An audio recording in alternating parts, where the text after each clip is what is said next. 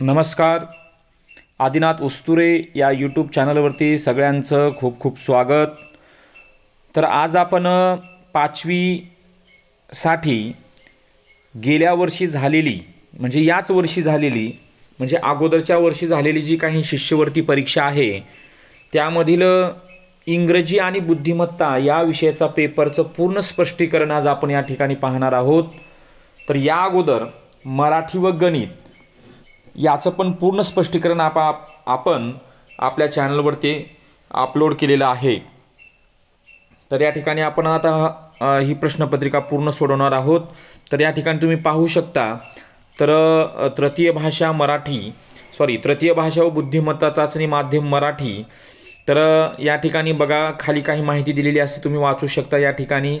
तर इंग्रजीचे 25 प्रश्न असतात आणि बुद्धिमत्ता चाचणीसाठी 50 प्रश्न आणि कालावधी किती असतो या ठिकाणी 90 मिनिटाचा. आणि कशा पद्धतीनं गोल करायचं हे पण या ठिकाणी सूचना दिलेली असते. ओके, तर आपण आता डायरेक्ट प्रश्नाला चालू करणार आहोत. तर इंग्रजी विषयाचे 25 प्रश्न आपण बघूया नेमकं कोणकोणत्या घटकावरती या ठिकाणी प्रश्न आलेले आहेत. तर बघूया पहिला प्रश्न या ठिकाणी. तर पहिला प्रश्न काय आहे बघूया. आणि मी तुम्हाला इंग्रजी विषयाचं स्पष्टीकरण सांगत असताना प्रत्येक शब्दाचं सुद्धा स्पष्टीकरण सांगणार आहे. Choose the correct alternative contracted form to the complete sentence. इथे या ठिकाणी रिकामी जागा दिलेली आहे. Throw the garbage here. आता या ठिकाणी बघा, आता हा जो प्रश्न आहे तो म्हणजे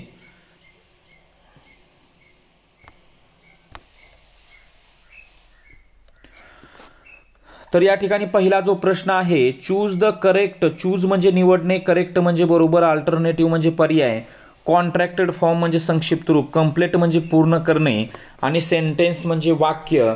तर बघूया या ठिकाणी रिकामी जागा दिलेली आहे. Throw the garbage here. Throw म्हणजे फेकणे, गार्बेज म्हणजे कचरा, हेअर म्हणजे येथे. तर या ठिकाणी बघा कोणता पर्याय येईल असा प्रश्न विचारलेला आहे. मग कोणता पर्याय या ठिकाणी येईल तर आरंट. आरंट याचा अर्थ काय असतो? मग आर याचा अर्थ आहेत असा होतो. बरोबर आहे. आरंट याचा अर्थ काय होतो? आहेत असा होतो. आणि महत्वाचं म्हणजे या ठिकाणी हे जे वाक्य आहे ना, हे वाक्य आज्ञार्थी वाक्य. कसलं वाक्य आहे हे? आज्ञार्थी वाक्य आहे. म्हणजे थ्रो म्हणजे फेकणे, द गार्बेज हिअर येथे कचरा. बरोबर आहे, येथे कचरा. आता हे थ्रो म्हणल्यानंतर फेकणे म्हणजे या ठिकाणी हे इम्पेरेटिव्ह सेंटेन्स आहे. बरोबर आहे. मग या ठिकाणी आज्ञार्थी वाक्याचं सर्व पर्याय या ठिकाणी नकारार्थी आहेत. NT लागलेला आहे, NOT. म्हणजे आज्ञार्थी वाक्याचं जर नकारार्थी बनवायचं असेल तर या ठिकाणी काय वापरलं जातं? तर पहिला पर्याय सुद्धा येत नाही, तिसरा पर्याय येत नाही, दुसरा पर्याय येत नाही. या ठिकाणी काय येतं? Don't. Don't throw the garbage here. इथे कचरा फेकू नका. म्हणजे आज्ञार्थी वाक्याची सुरुवात करताना आर नॉट कधीच वापरलं जात नाही, लक्षात ठेवा. त्याच्यानंतर का आता पुढचा जो डझंट आहे, डझंट. आता डझंट कधी वापरतात बघा. हे डझंट म्हणजेच काय? DOESNOT. लक्षात ठेवा. कॉन्ट्रॅक्टेड फॉर्म आपल्याला परीक्षेमध्ये कॉन्ट्रॅक्टेड फॉर्म सुद्धा विचारलं जातं. डज नॉटचं कॉन्ट्रॅक्टेड फॉर्म डझंट. त्याच्यानंतर are not. Are not. Are not. Are नॉटचं कॉन्ट्रॅक्टेड फॉर्म आरंट. आणि त्याच्यानंतर हॅव नॉट. हॅव नॉटचं कॉन्ट्रॅक्टेड फॉर्म हॅवंट. समजत आहे का? आणि डज नॉट कधी वापरतात? लक्षात ठेवा. डज नॉट कधी वापरतात? कर्ता आणि क्रियापद. लक्षात ठेवा. कर्ता आणि क्रियापदाच्या वाक्यामध्ये डज नॉट वापरलं जातं. म्हणजे काय? Do does did. बरोबर आहे का? डू डज डीड म्हणजे ही डझंट गो असं पण वाक्य आपण करू शकतो. ही डझंट गो या ठिकाणी. बरोबर आहे. म्हणजे हे आज्ञार्थी वाक्यात वापरत नाही त्या ठिकाणी. Have not. हॅव नॉट कधी वापरतात किंवा हॅवंट कधी वापरतात? तर हॅवंट हे परिपूर्ण काळामध्ये वापरतात. हे मालकी पाहिजे. I have a car. माझ्याकडे कार आहे म्हणजे मालकी दाखवण्यासाठी हॅवचा वापर केला जातो. म्हणजे या ठिकाणी हॅवंट हे या वाक्यामध्ये वापरलं जाऊ शकत नाही. म्हणजे ह्याच्यामध्ये काय येतं, don't throw the garbage here, म्हणजे इथे कचरा फेकू नका. चला पुढच्या प्रश्नाकडे जाऊया. Choose the correct alternative for the given sentence. It is the 8:45. बघा या ठिकाणी काय 8:45 म्हणजे या प्रश्नामध्ये बघा काय येतं, आपल्याला घड्याळ आलं पाहिजे. बरोबर आहे का, घड्याळ आलं पाहिजे. कारण घड्याळावरती बरेचसे प्रश्न या ठिकाणी विचारले जातात. या प्रश्नाचं उत्तर आहे पर्याय क्रमांक 8:45 म्हणजे 8:45. समजलं का, काय 8:45 लक्षात ठेवा. 8:45 म्हणजे या प्रश्नाचं उत्तर काय झालं या ठिकाणी, पर्याय क्रमांक दुसरा. त्याच्यानंतर पर्याय क्रमांक तिसरा बघा या ठिकाणी चूज म्हणजे निवडणे, इनकरेक्ट पेअर, पेअर म्हणजे जोडी, रायमिंग यमक जुळणारे शब्द, वर्ड म्हणजे शब्द. तर इथं इनकरेक्ट म्हटलेलं आहे म्हणजे कोणती जोडी ही यमक जुळणारी नाही. तर या प्रश्नाचं उत्तर काय येणार, हाऊस माऊस बरोबर आहे, टॉय बॉय बरोबर आहे, मेक टेक बरोबर आहे. परंतु पर्याय क्रमांक तिसरा या ठिकाणी टॉलचं टेल होऊ शकत नाही. पुढचा प्रश्न बघा, चौथा नंबर. चौथ्या प्रश्नाचं जे उत्तर आहे ते चौथ्या प्रश्नाचं उत्तर आता या ठिकाणी आपण पाहणार आहोत. प्रश्नामध्ये काय म्हटलेलं आहे बघा या ठिकाणी, my choose the correct sentence punctuation mark, या ठिकाणी योग्य विरामचिन्हाचा वापर असं म्हटलेलं आहे. आता आपण अगोदर वाक्य बघूया. माय ब्रदर लाईव्हज इन मुंबई. बघा या ठिकाणी आता पहिलं जे वाक्य आहे लक्षात ठेवा, पहिलं जे वाक्य आहे माय ब्रदर लाईव्हज इन मुंबई. आता या ठिकाणी बघा कोणत्याही वाक्याची सुरुवात करताना पहिलं अक्षर हे कॅपिटल काढावं लागतं. या ठिकाणी बरोबर आहे, या ठिकाणी वाक्याची सुरुवात ही कॅपिटल अक्षराने झाली नाही म्हणून पहिलं चुकीचं झालं. दुसरं वाक्य बघा, माय ब्रदर लाईव्हज इन मुंबई. दुसऱ्या वाक्यामध्ये काय चुकलेलं आहे, कधी पण विशेषनामे म्हणजे या ठिकाणी मुंबई हा जो शब्द आहे, मुंबई हा शब्द विशेषनाम असल्यामुळं त्याचं पहिलं अक्षर यम कॅपिटल पाहिजे होतं, परंतु त्या ठिकाणी कॅपिटल काढलेलं नाही. तिसरं अक्षर माय ब्रदर लाईव्हज इन मुंबई, या ठिकाणी दोन्ही ठिकाणी माय पण आणि मुंबई पण या ठिकाणी चुकीचं दिलेलं आहे. परंतु चौथ्या पर्यायामध्ये या ठिकाणी बघा माय ब्रदर लाईव्हज इन मुंबई, सुरुवात सुद्धा कॅपिटल अक्षराने, मुंबई सुद्धा कॅपिटल अक्षराने, म्हणजे या ठिकाणी चौथं वाक्य अगदी बरोबर आहे. पाचवं वाक्य, please choose the correct alternative म्हणजे पर्याय. बघा या प्रश्नामधल्या प्रत्येक शब्दाचा तुम्हाला अर्थ माहीतच पाहिजे हो, बरोबर आहे का नाही. प्रश्नच नाही समजला, आपल्याला ज्या गावाला जायचं आहे त्याचा रस्ताच माहिती नाही, मग त्या गावाला जाणार कसं. म्हणजे अगोदर हा जो प्रश्न आहे या प्रश्नाचा अर्थ आपल्याला कळाला पाहिजे, बरोबर आहे ना. म्हणजे चूज म्हणजे निवडणे, करेक्ट म्हणजे बरोबर, अल्टरनेटिव्ह म्हणजे पर्याय, मेक बनवणे, मिनिंगफुल अर्थपूर्ण, सेंटेन्स म्हणजे वाक्य. या ठिकाणी प्लीज या ठिकाणी रिकामी जागा दिलेली आहे, फॉर मी. पहिला शब्द WAIT, बापरे पहिला शब्द काय दिला, WAIT. बघूया वेट म्हणजे काय हो, वाट पाहणे.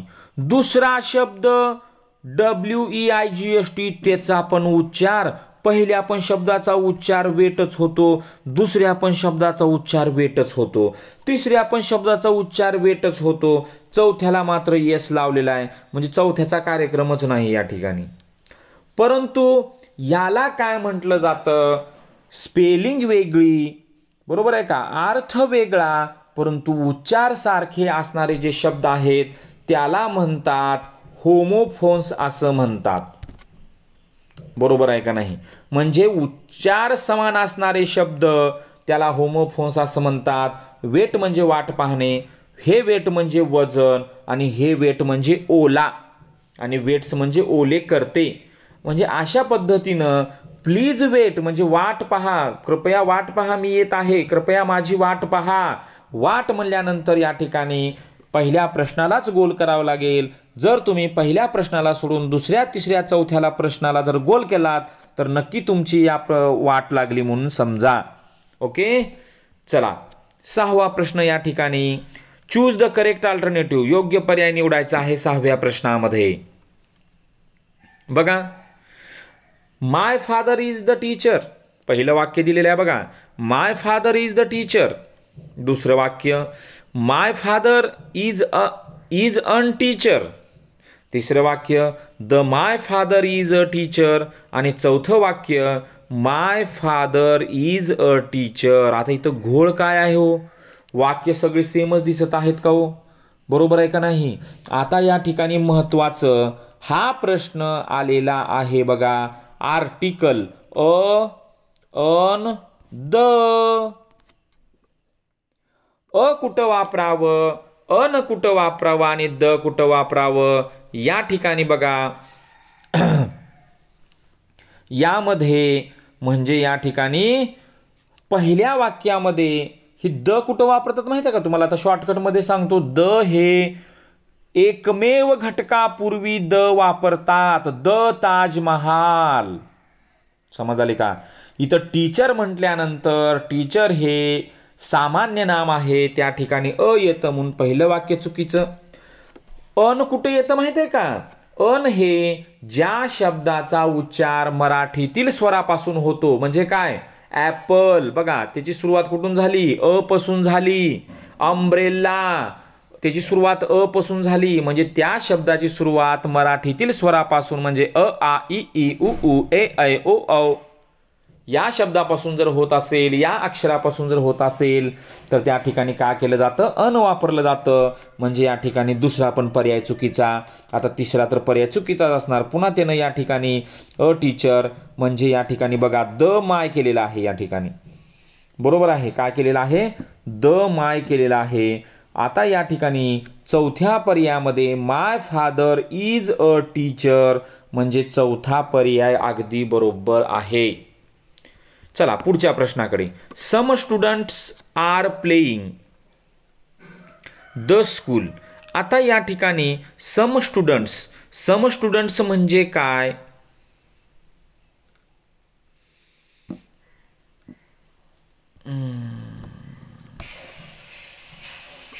सातवा जो प्रश्न आहे या प्रश्नामध्ये बघा, सम स्टुडंट्स काही विद्यार्थी खेळत आहेत, आर प्लेइंग म्हणजे प्रेझेंट कंटिन्युअस टेन्स आहे या ठिकाणी। तर डॅश द स्कूल याचा अर्थ काय होतो? या ठिकाणी बघा इथं तिसरा जो पर्याय आहे in front of, in front of म्हणजे काय? च्या समोर, शाळेसमोर काही विद्यार्थी खेळत आहेत, म्हणजे या ठिकाणी पर्याय क्रमांक तिसरा। चला 8वा प्रश्न, रिअरेंज, नवीन शब्द आला बघा, रिअरेंज म्हणजे क्रमाने लावणे। या ठिकाणी the letters to form a meaningful word, choose the correct alternative या ठिकाणी। आणि हा जो प्रश्न आहे या ठिकाणी जे शब्द दिलेले आहेत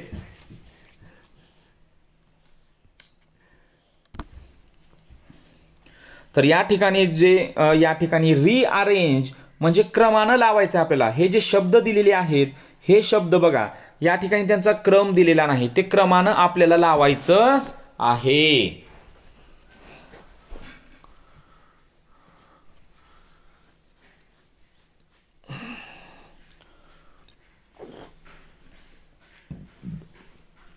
आता या ठिकाणी जे शब्द आहेत आपण पर्यायामध्ये पाहिलं तर अतिशय सोपा शब्द आहे बघा, पर्याय क्रमांक तिसरा FLOWER, बरोबर आहे, FLOWER।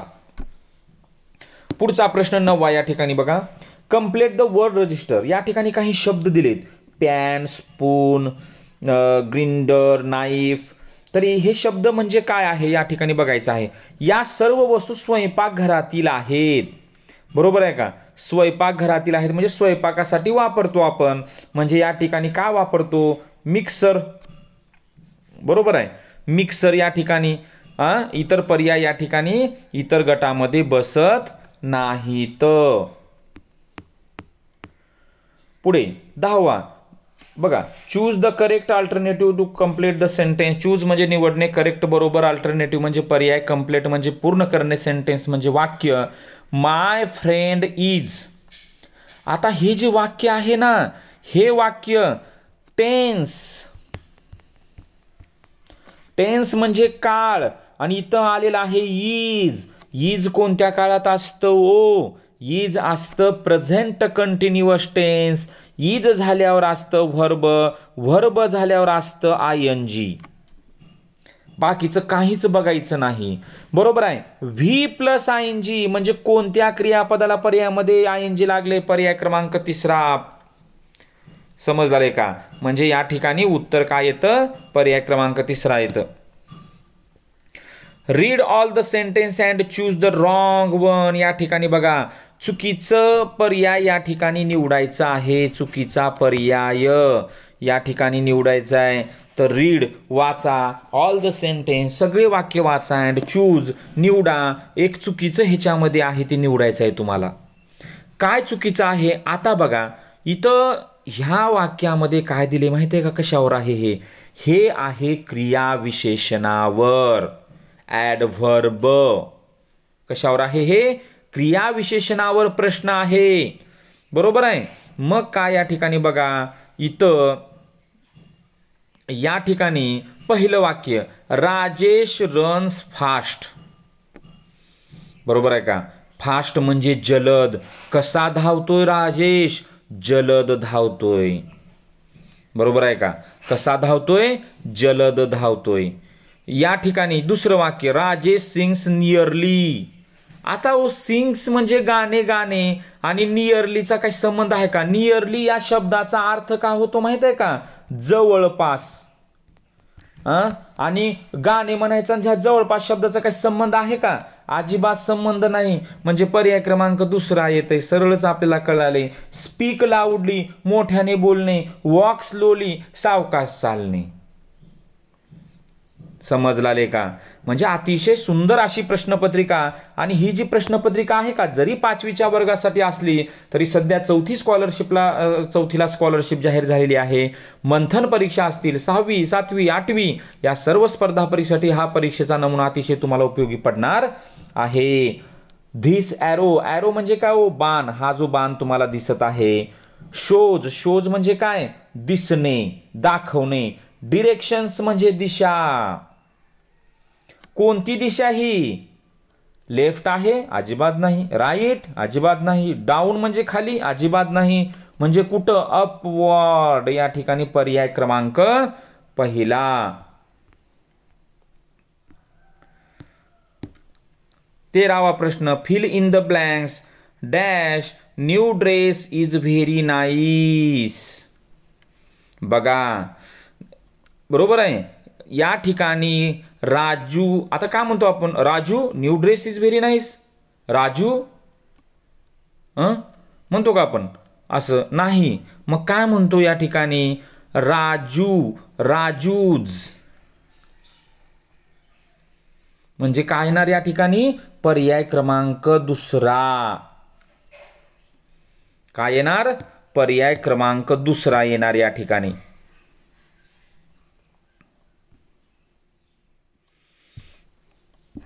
ओके. म्हणजे राजूचा ड्रेस कसा आहे? राजूचा नवा ड्रेस खूप छान आहे. म्हणजे या ठिकाणी बघा, इथं पॉझेसिव्ह म्हणजे या ठिकाणी काय म्हणतो आपण त्याला? षष्टी विभक्ती. पॉझेसिव्ह म्हणजे राजूज. RAJUS म्हणजे पर्याय क्रमांक 2 हे त्याचं उत्तर येतं. 14वा प्रश्न, ऑड वेगळा शब्द ओळखा. फाइंड म्हणजे शोधणे. बघा या ठिकाणी नी म्हणजे गुडघा. बरोबर आहे का नाही? काइंड म्हणजे दयाळू. काईट म्हणजे पतंग. किंग म्हणजे राजा. आता या ठिकाणी वेगळं काय माहिती आहे का तुम्हाला? या ठिकाणी केचा उच्चार, पहिल्या पर्यायाचा उच्चार क पासून झालाच नाही. Kind, king, kite. दुसऱ्या, तिसऱ्या, चौथ्या पर्यायामध्ये केचा उच्चार क पासून होत आहे, परंतु पहिल्या पर्यायामध्ये केचा उच्चार न नळाचं, म्हणून या ठिकाणी पर्याय क्रमांक पहिला. चला 15वा प्रश्न. Choose the correct punctuation mark to complete the sentence. What file is of god you have there. Correct punctuation mark, बरोबर आहे का. आता या ठिकाणी बघा, सरळ साधा प्रश्न. आता बरेच जण म्हणतील या ठिकाणी काय म्हणतील,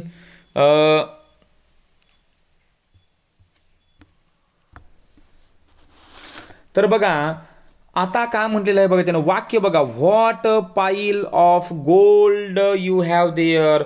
PILE पाय म्हणजे काय हो, ढीग ढीग, बरोबर आहे का. म्हणजे काय, गोल्ड म्हणजे सोने. अरे बापरे, आपण अचानकपणे ते रूप सोन्याचा ढीग पाहिला, आपण म्हटलं तुमच्याकडे किती सोन्याचं म्हणजे किती सोनं आहे, म्हणजे आश्चर्यकारक आहे ना. म्हणजे या ठिकाणी एक्सक्लामेशन मार्क म्हणजे उद्गारवाचक चिन्ह, म्हणजे या ठिकाणी पर्याय क्रमांक तिसरा. बरेच जण व्हॉट पाहिल्यानंतर क्वेश्चन मार्क म्हणतात, अजिबात नाही. प्रश्नाचा अर्थ समजणं या ठिकाणी महत्वाचं आहे. 16वा प्रश्न बघा. You friend helped you at the right time. What will you say to him. काय म्हणणार तुम्ही. एखाद्या मित्राने तुम्हाला अगदी योग्य वेळेवर तुम्हाला मदत केलेली आहे, मग तुम्ही काय म्हणणार. Wish you all the best म्हणणार. ऑल द बेस्ट कधी म्हणतात, एखाद्या चांगल्या कामाला जर आपला मित्र जात असेल परीक्षेला तो. कॉंग्रॅच्युलेशन्स म्हणणार, हॅव अ नाईस डे म्हणणार, थँक्यू सो मच. कॉंग्रॅच्युलेशन म्हणायला काही तिथं काय झालेलं नाहीये, तर या ठिकाणी थँक्यू सो मच म्हणजे पर्याय क्रमांक चौथा. चला पुढचा प्रश्न 17वा. 17वा प्रश्न. Complete the grid of animal by choosing proper set of alphabets. बरोबर आहे का. तर या ठिकाणी बघा 17वा प्रश्न.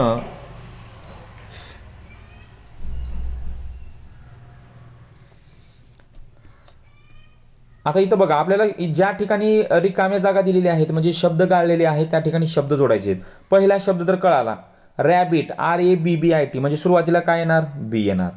पुढे इथं बघा काय आहे, ANGA कांगारू, पुन्हा के येणार, KANGA कांगारू, R येणार, बरोबर आहे का. आणि पुढे शेवटचा शब्द क्रोकोडाईल, CROCO, C येणार.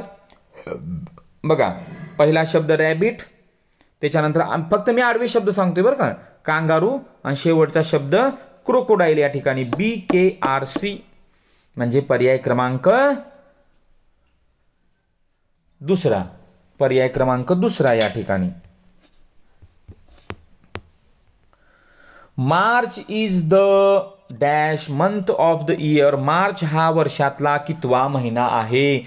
जानेवारी, फेब्रुवारी, मार्च, तिसरा.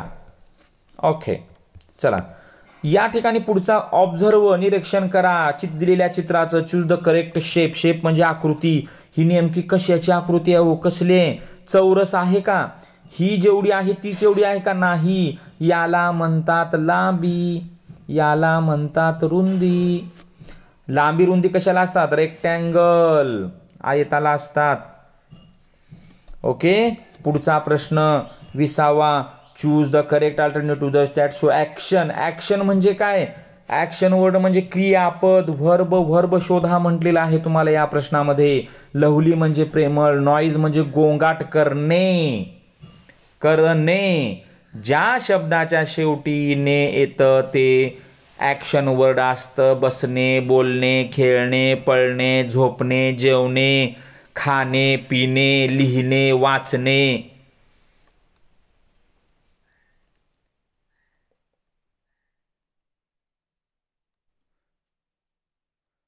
तर या ठिकाणी बघा व्हर्ब या ठिकाणी म्हणजे नॉईज म्हणजे गोंगाट करणे. आणि चौथा पण शब्द YAWN यॉन म्हणजे काय, जांभई देणे, मग ते पण येऊ शकतं का, ते पण येऊ शकतं, म्हणजे ते पण म्हणजे तेच आहे उत्तर. नॉईज म्हणजे गोंगाट झालं, यॉन म्हणजे काय, जांभई देणे या ठिकाणी, म्हणजे या प्रश्नाचं उत्तर काय झालं, पर्याय क्रमांक चौथा. 21वा प्रश्न बघा, ऑब्झर्व द पिक्चर. पुन्हा ऑब्झर्व हा शब्द आला, निरीक्षण करा आणि करेक्ट अल्टरनेटिव्ह योग्य पर्याय निवडा. या ठिकाणी एक महिला या ठिकाणी का करत आहे, शिंका देत आहे, म्हणजे त्याला खोकला काहीतरी झालेला असेल, म्हणजे कफ अँड कोल्ड. तर या ठिकाणी एक उतारा दिलेला आहे आणि उतारा दिल्यानंतर त्या उतार्यावर तुम्ही काय करायचं आहे, योग्य निरीक्षण करून त्या प्रश्नाची उत्तरं द्यायची आहेत. ओके, आता बघा या ठिकाणी once there was a emperor in China who was very fond of the gardening. He loved plants and gardens. He even enjoyed working in his garden. People came from far and wide, beautiful gardens. बरोबर आहे, बहुतेक हा 5वीच्या वर्गातलाच इंग्रजीच्या पुस्तकातलाच हा उतारा दिलेला आहे असं मला वाटतं. तर बघूया, हू was very fond of gardening, किती सोपा प्रश्न, एम्पेरर.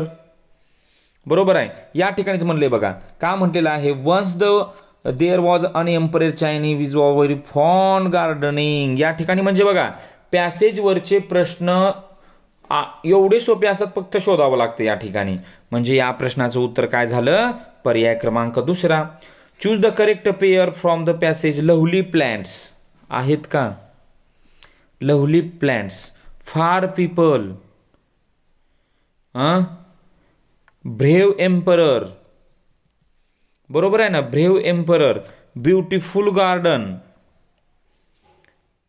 बरोबर आहे. तर या ठिकाणी बघा, गार्डन कशी आहे, ब्युटिफुल आहे, हे बरोबर आहे. परंतु या ठिकाणी हे जे शब्द आलेले आहेत ते ह्याच्यामध्ये आहेत का बाकीचे, अजिबात नाहीत. तर या ठिकाणी बघा, इथं दिले बघा, ब्युटिफुल गार्डन्स, म्हणजे पर्याय क्रमांक तिसरा या ठिकाणी. त्यानंतर 24व्या प्रश्नामध्ये the emperor enjoyed working in the gardens या ठिकाणी. आणि 25व्या प्रश्नामध्ये या ठिकाणी बघा, या चित्रावरून आपल्याला काय दिसतं, कम हिअर म्हणजे इकडे ये असं म्हणते का, नाही. लेट मी थिंक नाही.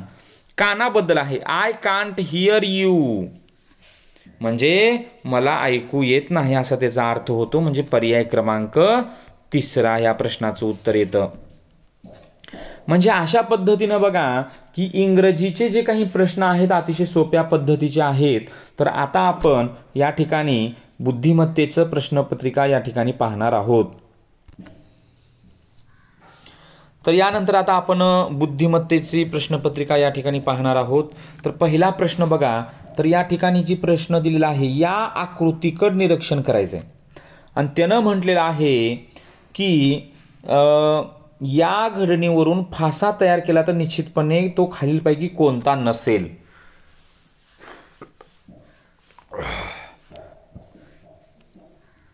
आता या ठिकाणी बघा, कोणता नसेल, अतिशय सोपं स्पष्टीकरण तुम्हाला देतो मी सोप्या पद्धतीने.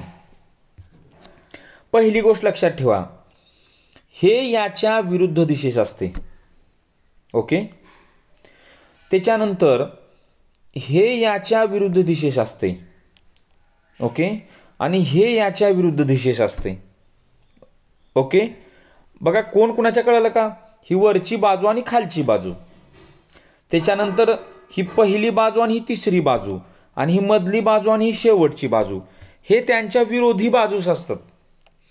आता इथं काय झालेलं आहे, या 26व्या प्रश्नामध्ये काय केले बघा, की इथं ह्या जर तिसऱ्या पर्यायात पाहिलं तर काय झालंय, इथं बघा हे 5 दिसते, 5 काळे ठिपके, बरोबर आहे, आणि हे 2 काळे ठिपके हे तर एकमेकाच्या विरोधात आहेत, इथं मात्र एकमेकाच्या बाजूला दिलेलं आहे.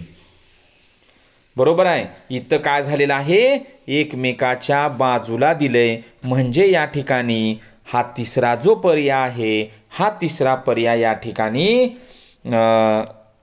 या फासा जर तयार केला तर निश्चितपणे हा नसेलच. ओके, चला पुढचा प्रश्न. खूप सुंदर प्रश्न या ठिकाणी बघा, आरशातली प्रतिमा या ठिकाणी विचारलेला आहे.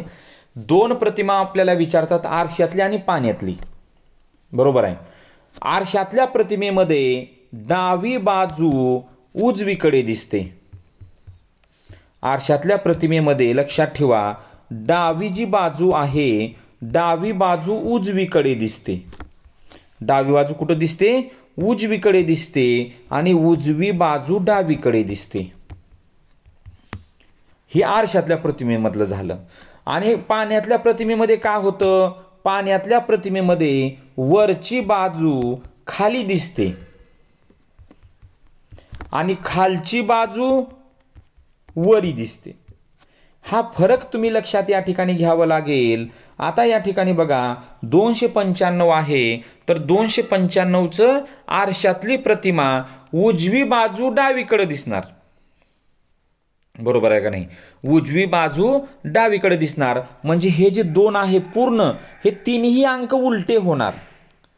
म्हणजे यांचं तोंड इकडं आहे ना, आता त्यांचं तोंड तिकडं होणार. एवढा फरक कोणत्या पर्यायामध्ये झाला बघायचं. उलट वरचं खाली नाही, वरचं खाली नाही, फक्त इकडची बाजू इकडं कोणत्या पर्यायामध्ये दिली आहे बघायचं. 2 बघा या ठिकाणी 2, इथं 9, पहिल्या ह्याच्यामध्ये बघा 5 उलट दिलेलं आहे, हे येणार नाही. दुसऱ्या ह्याच्यामध्ये ही 9 उलट दिलेलं आहे, हे येणार नाही. तिसऱ्या ह्याच्यामध्ये बघा 5 उलट दिलेलं आहे, हे पण येणार नाही. म्हणजे याचा अर्थ पर्याय क्रमांक 4. 28व्या प्रश्नामध्ये पण तसंच, इकडची बाजू दिले, इकडं बघायचं मग. बरोबर आहे का? म्हणजे 28व्या प्रश्नामध्ये बघा सी इकडे दिले का, हो का, सी. आर उलट दिले, वाय. आता हा जो शब्द आहे लक्षात ठेवा, वाय असेल, हा इकडच्या बाजूना इकडेही केलं तर त्याच्यामध्ये बदल होईल का? हो, नाही. अजून एक अक्षर आहे यम, काय बदल होईल का? अजिबात नाही. ओ, अजिबात बदल होणार नाही. म्हणजे या ठिकाणी पर्याय क्रमांक पहिला आणि ह्याचा पर्याय क्रमांक 4. चला पुढचा प्रश्न. 29व्या प्रश्नामध्ये बघा का, नाही, पुढे आपण हे इंग्रजीचं घेतलं, पुढे घेऊ. हां, आता बघा खालील प्रश्नाकृतीचे पाण्यातील प्रतिबिंब. तुम्हाला मी आता सांगितलं, पाण्यातली म्हणल्यानंतर वरची बाजू खाली, खालची बाजू वरी. खूप छान. आता बघा या ठिकाणी, इथं बघा, तरी पण इथं समजा तुम्हाला वरी इथं सूचना दिली नाही पाण्यातलं प्रतिबिंब, परंतु या ठिकाणी बघा, हो का हे चित्र, हे जर खाली चित्र असलं तर हे पाण्यातलं प्रतिबिंब असतं. आणि या ठिकाणी बघा, या ठिकाणी आणि या ठिकाणी जर प्रतिबिंब हे जे चित्र असलं तर ते आरशातलं प्रतिबिंब असतं. ओके, तर आता या ठिकाणी बघा, तर आपल्याला पाण्यातलं प्रतिबिंब शोधायचं आहे. पाण्यातल्या प्रतिबिंबामध्ये वरची बाजू खाली आणि खालची बाजू वरी असते. ओके, तर यल त्रिकोण OP, फक्त वरची बाजू खाली आणि खालची बाजू वरी, बाकी काही सुद्धा बदल करायचा नाही. आता हे यल आहे, हे यल खाली पाहिजे, पण वर खाली येताना कसं येणार? हे असं येणार. बरोबर आहे ना? हा त्रिकोण कसं येणार? या ठिकाणी असं येणार. बघा बरं कोणत्या पर्यायात आहे बघा. पहिल्या पर्यायामध्ये नाही, दुसऱ्या पर्यायामध्ये दिसते बघा, दुसऱ्या पर्यायामध्ये. परंतु दुसऱ्या पर्यायामध्ये हे वर्तुळ खूप मोठं दिले, इथं लहान आहे ना. बरोबर आहे का नाही? या ठिकाणी पण दिलेलं आहे, परंतु या ठिकाणी बघा, इथं खालचं पी उलट होते, पण इथं पी उलट केलेलं नाही. म्हणजे या ठिकाणी पर्याय क्रमांक 4 येणार. आता 671, इथं पण तसंच 671, इथं 6 इकडे जायला पाहिजे, हे चुकलं. बरोबर आहे, 6 उलट या ठिकाणी उलट केलेलं आहे, 7 उलट केलेलं आहे. 7 उलट केले का? हो, 6 बरोबर आहे का? हे 6 नाही, 6ची बाजू या ठिकाणी इकडं आहे म्हणल्यानंतर इकडेच राहणार, हे इकडं वळवलं आहे. बरोबर आहे, म्हणजे या ठिकाणी पर्याय क्रमांक 3 येणार.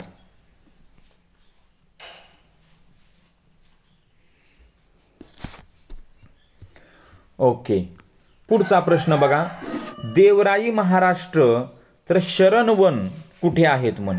आता या ठिकाणी बघा, देवराई महाराष्ट्र. आता या ठिकाणी देवराई हा जो कशा संबंधित शब्द आहे हे आपल्याला कळालं पाहिजे अगोदर. देवराई हे जंगलाबद्दल संबंधित आहे, समज आले का? आणि शरणवन हे मध्य प्रदेशातील एक प्रकारचं जंगल आहे, जो देवराईचाच एक प्रकार मानला जातो. म्हणजे आपल्या महाराष्ट्रामध्ये त्याला देवराई म्हणतात आणि मध्य प्रदेशामध्ये त्याला शरणवन म्हणतात. समज आली का? शरणवन म्हणतात. म्हणजे या ठिकाणी जे जंगल घनदाट आणि पवित्र मानले जाते त्याला शरणवन असं म्हटलं जातं. ओके, म्हणजे या प्रश्नाचं उत्तर काय झालं? मध्य प्रदेश. 32वा प्रश्न या ठिकाणी बघा. 32व्या प्रश्नामध्ये या ठिकाणी 32वा जो प्रश्न दिलेला आहे, आता इथं आपण स्वतःहून ओळखायचं आहे. काय? या ठिकाणी ही जी आकृती, या दोघांमध्ये जसा संबंध आहे तसा संबंध पुढच्या दोघांमध्ये करायचा आहे. बरोबर आहे. तर या ठिकाणी बघा, आता ही जी आकृती दिली आहे पहिली, ह्या आकृतीकडे जर विचार केला, अगोदर बाहेरच्या आकृतीचा विचार करा, फक्त याचा विचार करा. या आकृतीचं काय केलेलं आहे? या आकृतीचं ही तोंड इकडं होतं, याचं तोंड इकडं केलंय. बरोबर आहे. म्हणजे काय करायचं या ठिकाणी आपण पण काय करायचं, ही जी वरची आकृती दिलेली आहे त्याचं तोंड इकडं आहे. आता इकडं तोंड असलेली आकृती बघा कुठं कुठं आहे? पहिल्या पर्यायात, दुसऱ्या पर्यायात आणि चौथ्या पर्यायात आहे. बरोबर आहे. अशा 3 पर्यायात आहे. आता आपण तिसरा तर पर्याय चुकला या ठिकाणी. आता आपण मधल्या आकृतीचा विचार करूया. आता मधली जी आकृती आहे, जो काही रिकामा भाग दिलेला आहे तो त्याच्या विरुद्ध बाजूस पण खाली, बरोबर आहे, खाली दिलेला आहे. मग आपण पण आता हे जे केलेलं आहे या ठिकाणी,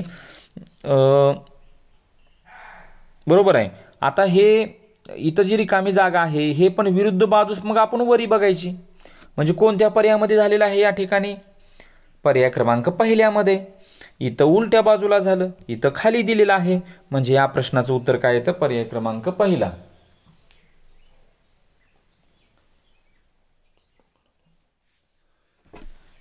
पुढचा प्रश्न. यानंतर पुढचा प्रश्न. आता यामध्ये बघा, या 2 आकृत्यामध्ये कशी आकृती दिलेली आहे या 2 आकृत्यामध्ये निरीक्षण करायचं.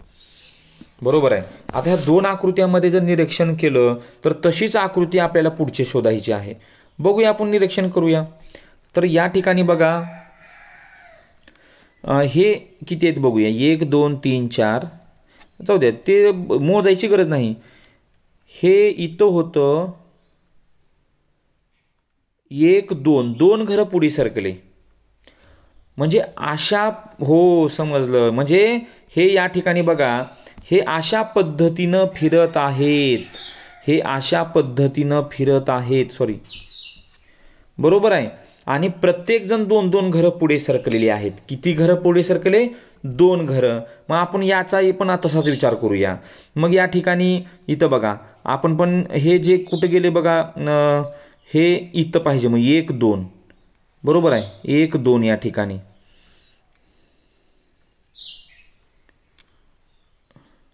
आणि कमी पण झालेले आहेत, 1 1 कमी झालेले आहेत या ठिकाणी. मग या ठिकाणी बघा, इथं आलेलं आहे 3, त्याच्यानंतर हे 3 आहे, तिथं 2 1 2, बरोबर आहे. हे चांदण्या किती आहे? 3 आणि 3 6 आणि 1 7. आणि म्हणजे इथं 1 कमी झालेला आहे, म्हणजे 1 2 या ठिकाणी. म्हणजे तिसऱ्या पर्यायाचं उत्तर अगदी बरोबर आहे. म्हणजे प्रत्येक जो कप्प्यातील जे चिन्ह आहे ते 2 2 घरं पुढे सरकत आहेत आणि सरकत असताना त्याच्यामधली एक वस्तू कमी होत आहे. पुढचा प्रश्न. 11ला 110 तर 13ला किती? 11चा वर्ग 121. 121 मधून 11 वजा केले तर 110 येतं. 13चा वर्ग 169 आणि 9 मधून 3 गेले 6 राहिले. 6 मधून 1 गेलं 5 राहिलं आणि 156. म्हणजे ह्या प्रश्नाचं उत्तर काय आलं? 156, पर्याय क्रमांक 4. म्हणजे त्याचा वर्ग करायचा आणि 30 संख्या त्याच्यातून वजा करायची. 35वा प्रश्न या ठिकाणी बघा. 35व्या प्रश्नामध्ये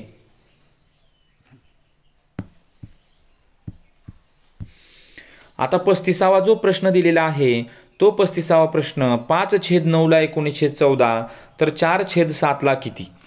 बरोबर आहे. आता या ठिकाणी बघा काय करायचं आहे, तर या 5/9 मध्ये अंशाची आणि छेदाची बेरीज करायचं. 5 + 9 = 14 बरोबर आहे. आणि या 14 मध्ये इकडचा अंश मिसळायचं. 14 आणि 5 किती झालं 19 आणि ही बेरीज त्याच्या छेदात लिहायची.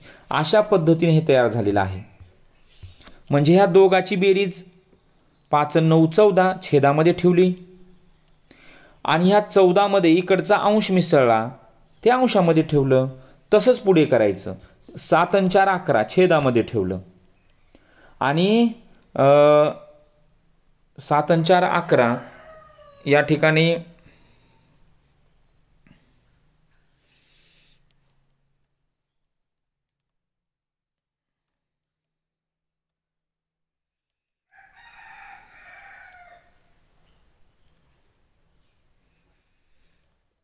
थोडासा प्रश्न हा कन्फ्यूज वाटत आहे. 7 आणि 4 11 मग 11 आणि 4 15 मग या ठिकाणी बघा मग पुन्हा त्यानं काय केलेलं 11 आणि 15 तर नाही मग 11 मध्ये 7 मिसळूया 11 आणि 7 18 म्हणजे या ठिकाणी हा पण पर्याय या ठिकाणी येऊ शकतो 18/11 या ठिकाणी.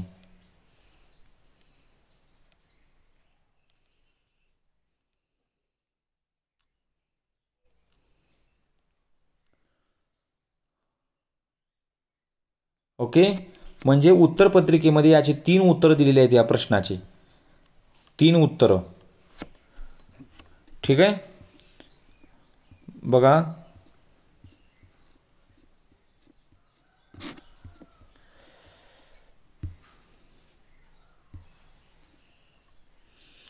पस्तीसावा जो प्रश्न आहे या प्रश्नामध्ये दुसरा उत्तर दिलेला आहे, तिसरं उत्तर दिलेलं आहे, चौथं 3 उत्तर दिलेलं आहे. जरा कन्फ्यूज आहे प्रश्न हा. हे झालेलं आहे आपलं.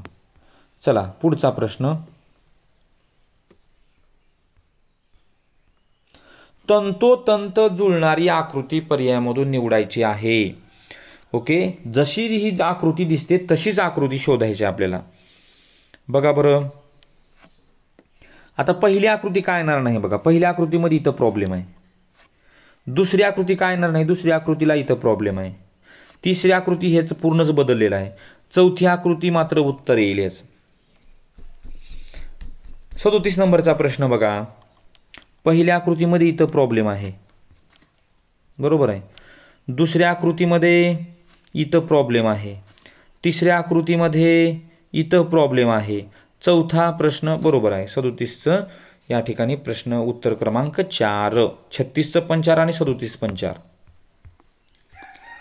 अच्छा आता पुढचा प्रश्न बघा अतिशय महत्त्वपूर्ण रांगेवर प्रश्न आहे. एका रांगेत सलीम मध्यभागी 12व्या क्रमांकावर उभा आहे. बघा म्हणजे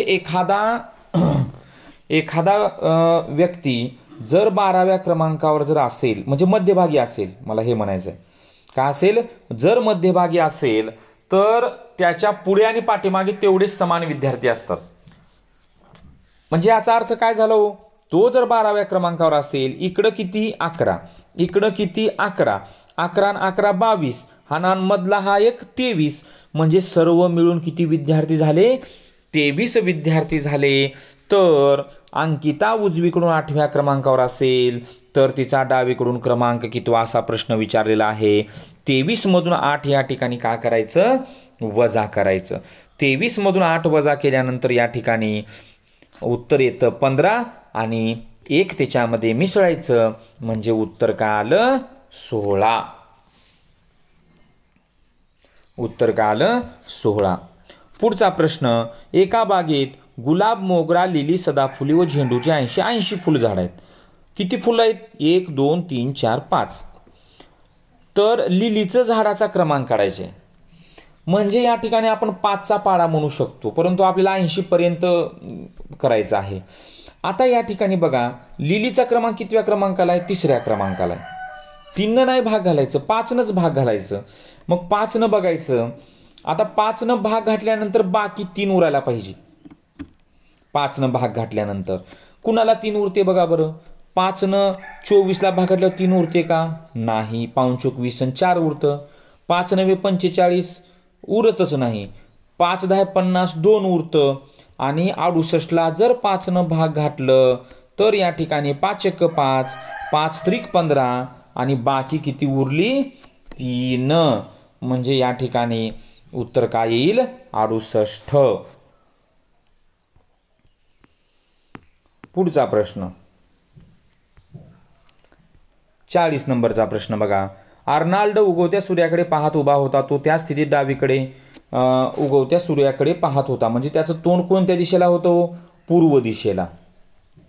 बरोबर आहे, म्हणजे त्याचं तोंड इकडं होतं. ओके, त्याचं तोंड या दिशेला होतं. डावीकडे, बरोबर आहे, इकडं का असते? त्याचं तोंड पूर्वेकडे आहे म्हटल्यानंतर इकडं उजवी दिशा आणि इकडं का असते? डावी दिशा. बरोबर आहे का? डावीकडे 45 अंशात वळला. बरोबर आहे, डावीकडे 45 अंशात वळला. मुख्य दिशामध्ये पूर्ण ही अंतर 90 अंश असतं. किती असतं? 90. आणि 45 म्हणल्यानंतर हे झालं अर्ध, हे 45 झालं, म्हणजे इथून इथपर्यंत आला. बरोबर आहे, कुठून कुठपर्यंत आला? इथून इथपर्यंत आला या ठिकाणी. तर त्याच्या डाव्या हाताकडील दिशा कोणती असेल? तर त्याच्या डाव्या हाताकडील दिशा ही, आता डावा हात कुणीकडे असेल त्याचा? बरोबर आहे, या ठिकाणी आला ना तो. तर या ठिकाणी डाव्या हाताकडील दिशा कोणती असेल? डावा हात इकडं उजवा हात आणि इकडं डावा हात. आता डाव्या हाताला इकडची दिशा कोणती आहे? इकडची दिशा या ठिकाणी आग्नेय, नैऋत्य, वायव्य, ईशान्य. म्हणजे इकडं कोणती दिशा आली? पश्चिम दिशा आली. कोणती दिशा आली या ठिकाणी? पश्चिम दिशा आली. पश्चिम दिशा. अरे सॉरी, प्रश्न थोडा सांगताना चुकला माझा. 1 मिनिट. 1 मिनिट. 2 वेळा वळलाय तो, 2 वेळा. बघा, डावीकडे 45 अंशात कोणात 2 वेळा वळलेला आहे. म्हणजे 2 वेळा म्हणजे किती झाले? 45 आणि 45 90. म्हणजे पूर्ण या ठिकाणी इथून इथपर्यंत आला. आता त्याचं तोंड या दिशेला झालं, म्हणजे पूर्व, पश्चिम, दक्षिण, उत्तरेला तोंड झालं, उत्तरेला. मग त्याचा डावा हात इकडे येणार. मग इकडं कोणती दिशा असणार? पश्चिम दिशा. म्हणजे या प्रश्नाचं उत्तर काय झालं या ठिकाणी? पर्याय क्रमांक 3. 41 नंबरचा प्रश्न पहा. ए ठिकाणापासून बी ठिकाणापर्यंत चालला गेला तर त्याचा डावा हात किती वेळा पूर्वेकडे येईल? बरोबर आहे, कुठून कुठं चाललाय? ए कडून बी कडे जात आहे. तर त्याचा डावा हात किती वेळा पूर्वेकडे म्हणते? पूर्वेकडे. कधी पण लक्षात ठेवायचं, हा रकाना लक्षात ठेवायचा. पूर्व, पश्चिम, दक्षिण, उत्तर. बरोबर आहे. तर डावा हात पूर्वेकडे म्हटले त्यानं. बरोबर आहे का? कधी पण बघा, पूर्वेकडे जर डावा हात पूर्वेकडे जर पाहायचा म्हणजे असेल तर त्याचं तोंड कुठं असतं? उत्तरेला असतं. म्हणजे जेव्हा जेव्हा त्याचं तोंड उत्तरेला जाईल तेव्हा तेव्हा त्याचा डावा हात पूर्वेला येईल. बघा मग आता बघूया या ठिकाणी. ओके, आता बघूया. ए पासून इथं 1 वेळा, इथं 2 वेळा. सॉरी तुम्हाला काय म्हटलं मी आता? मी जेव्हा जेव्हा त्याचं तोंड उत्तरेला, डबल एकदा सांगतो या ठिकाणी. म्हणजे त्याचं तोंड म्हणजे डावा हात पूर्वेला कधी येणार? जेव्हा जेव्हा त्याचं तोंड पूर्व, पश्चिम, दक्षिणेला. जेव्हा जेव्हा त्याचं तोंड दक्षिणेला, पूर्व, पश्चिम, दक्षिण, जेव्हा त्याचं तोंड दक्षिणेला राहील तेव्हा त्याचा डावा हात कुठं राहील? पूर्वेला राहील. ओके, आता बघा या ठिकाणी 1, 2, 3, 4, म्हणजे किती वेळा झालं? 4 वेळा. ओके, पर्याय क्रमांक 4.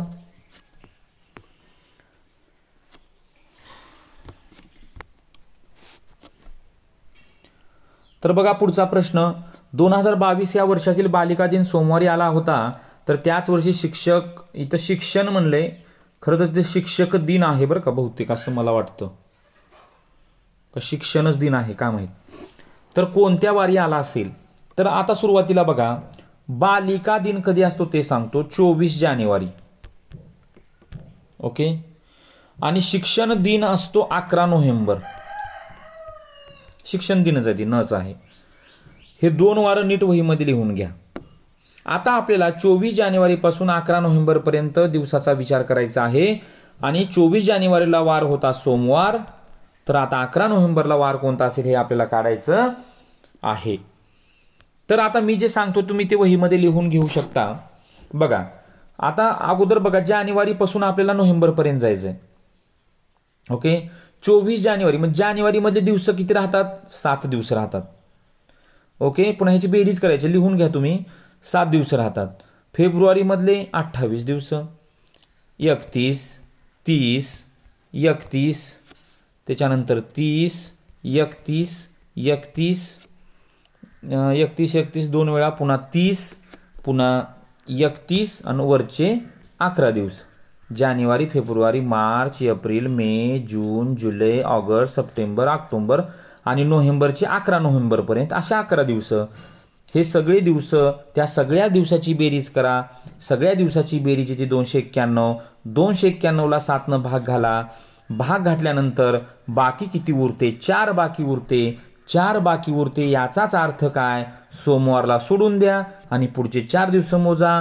मंगळवार, बुधवार, गुरुवार आणि शुक्रवार. म्हणजे या प्रश्नाचं उत्तर काय आलं? शुक्रवार आलं. ओके, पुढचा प्रश्न 43 नंबरचा. खो खो खेळणारे आहेत, कॅरम खेळणारे, वर्तुळात लंगडी खेळण्याचा विद्यार्थी दर्शनकेच्यावरून कॅरमपेक्षा लंगडी खेळणारे विद्यार्थी. बघा प्रश्न काय विचारलाय वाचूया. शेवटी काय विचारले तेवढं वाचू आपण. कॅरमपेक्षा लंगडी खेळणाऱ्या विद्यार्थी संख्या कितीने जास्त अथवा कमी आहे म्हणते. ठीक आहे, कॅरमपेक्षा लंगडी म्हणजे कॅरम आणि लंगडीचं काढायचं आहे. कॅरम कशात खेळेल ते बघा, आयतात. म्हणजे आयतामध्ये कॅरम खेळत आहेत. किती आहेत? 7 आणि 3 10 आणि 5 15 आणि 6 21. ओके, आणि लंगडी कशात खेळेल? वर्तुळामध्ये. 9 8 17 आणि 7 24.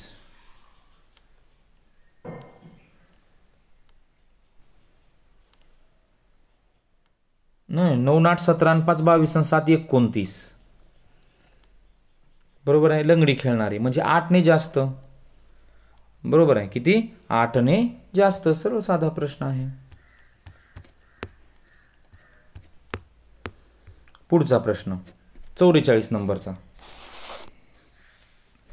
तर या ठिकाणी बघा, तिरकस गुणाकार 4 आणि 2चा गुणाकार 8, 3 आणि 1चा गुणाकार 3 आणि या दोघाचा गुणाकार 8 त्रिक 24, 5 आणि 3चा गुणाकार 15,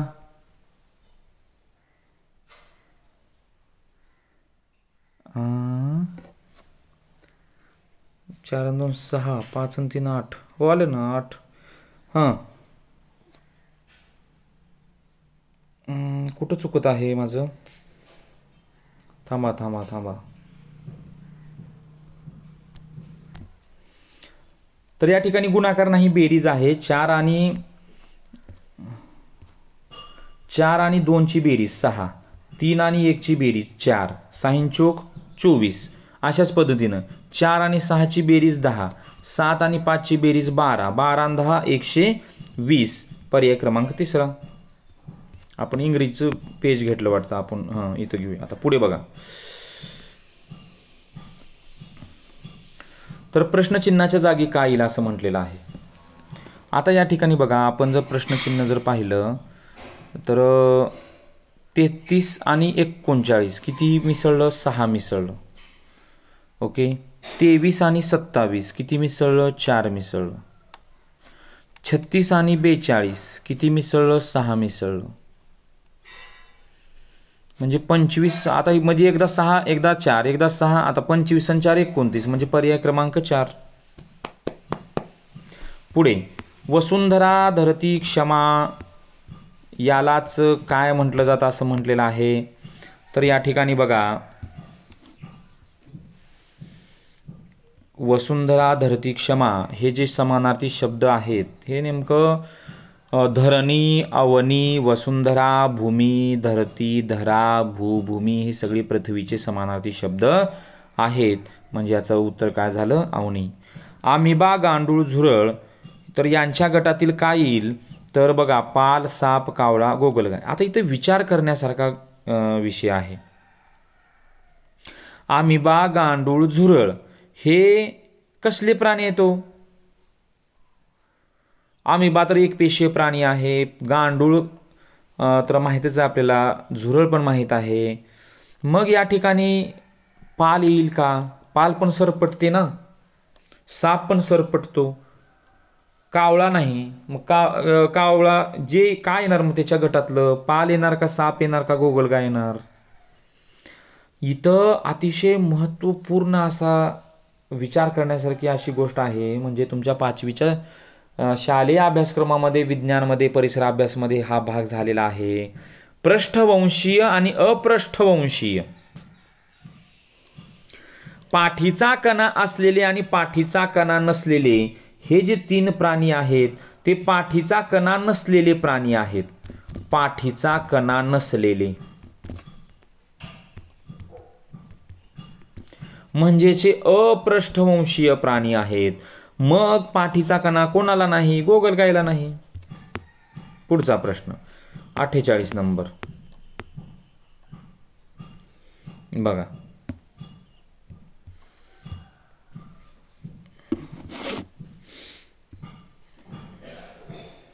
आता ह्याच्यामध्ये बघा या ठिकाणी या 48 नंबरचा जो प्रश्न आहे त्याचा जर विचार जर आपण करायला गेलो तर काय होईल असं म्हटलेलं आहे.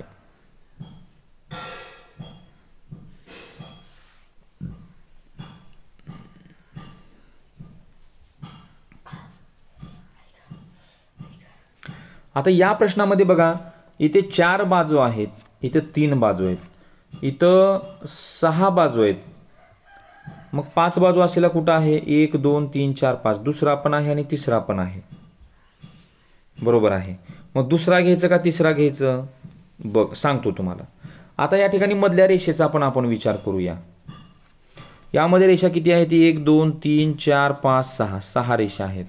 1 2 3 4 5. ह्याच्यामध्ये 5 रेषा आहेत. बरोबर आहे का? म्हणजे जेवढ्या 6 5 म्हणजे 1 न कमी आहे या ठिकाणी. मग आता ह्याच्यामध्ये रेषा 1 2 3 4 5 6 7 8. 8 रेषा आहेत. मग 1 2 3 4 5 6 7 म्हटल्यानंतर हेच उत्तर येणार या ठिकाणी. हे उत्तर येणार नाही. म्हणजे पर्याय क्रमांक दुसरा. 49वा प्रश्न जो आहे मूळ संख्येवर आधारित आहे. मूळ संख्येच्या जोड्या आहेत. या जोड मूळ संख्या पण आपण त्याला म्हणू शकतो. तर याचं उत्तर काय येईल? पर्याय क्रमांक पहिला या ठिकाणी.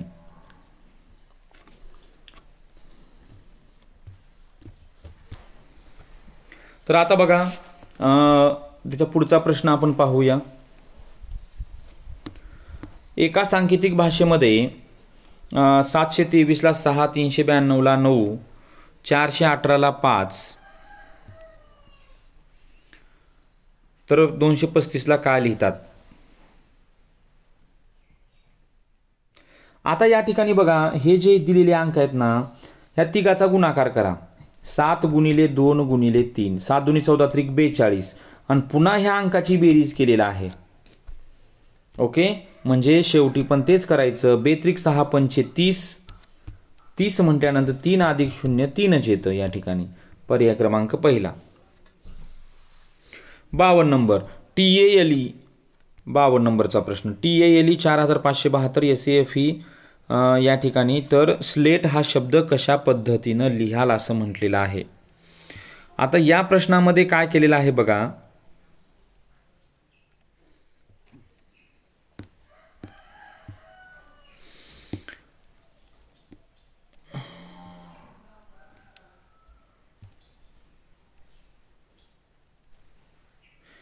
आता ह्याच्यामध्ये जर विचार करत असताना TALE आणि NOTE बरोबर आहे. TALE आणि NOTE ह्याच्यामध्ये काय बघा TT समान आहे. काय समान आहे? TT समान आहे. आणि अंक कोणता समान आहे? 2 अंक समान आहेत. बरोबर आहे. त्याच्यानंतर बघा ह्या तिन्ही ह्याच्यामध्ये 1 अंक आणि 1 अक्षर समान आहे. ई आणि आपण थोडं वरी घेतो मी हा प्रश्न. अरे बाप,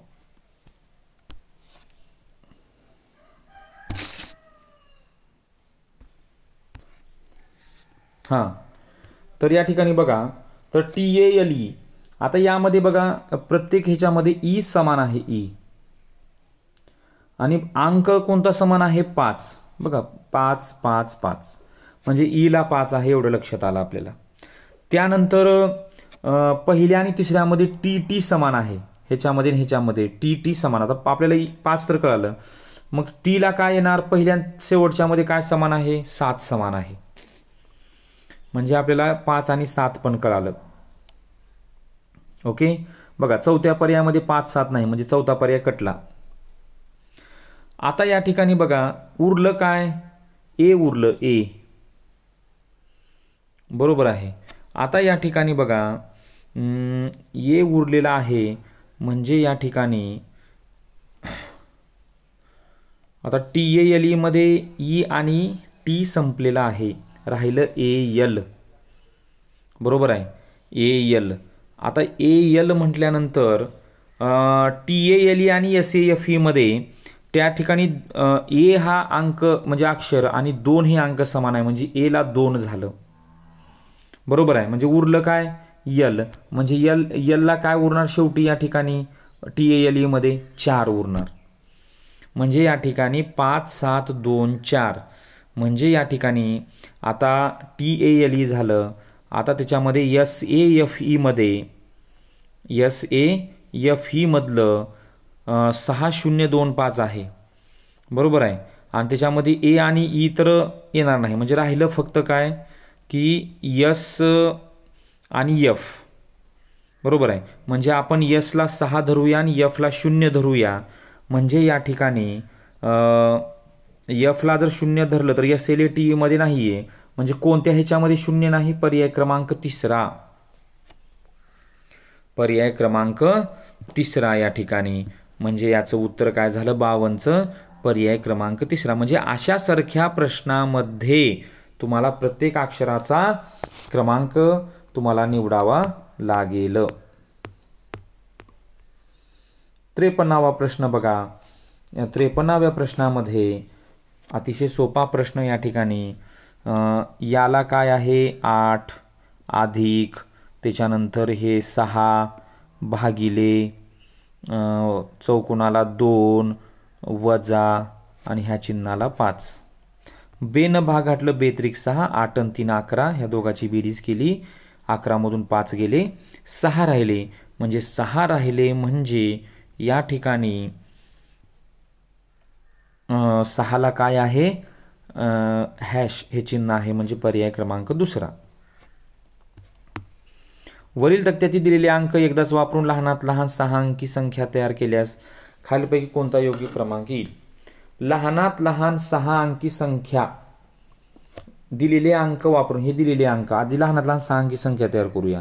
2, त्याच्यानंतर 0, त्याच्यानंतर 3, त्याच्यानंतर 5, त्याच्यानंतर 6 आणि त्याच्यानंतर 8. 20 35 68.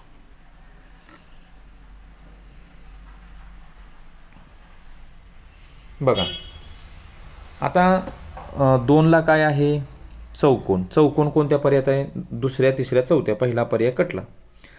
त्याच्यानंतर 0ला काय आहे, @ आहे, ते पण ते सेमच आहे. त्याच्यानंतर 3ला काय आहे, त्रिकोण, ते पण सेमच आहे. 5ला काय आहे, वर्तुळ आणि मध्ये गुणाकाराचं चिन्ह, म्हणजे 3ऱ्या पर्यायामध्ये आणि 2ऱ्या पर्यायामध्ये 4था पर्याय कटला. ओके. 6ला काय आहे,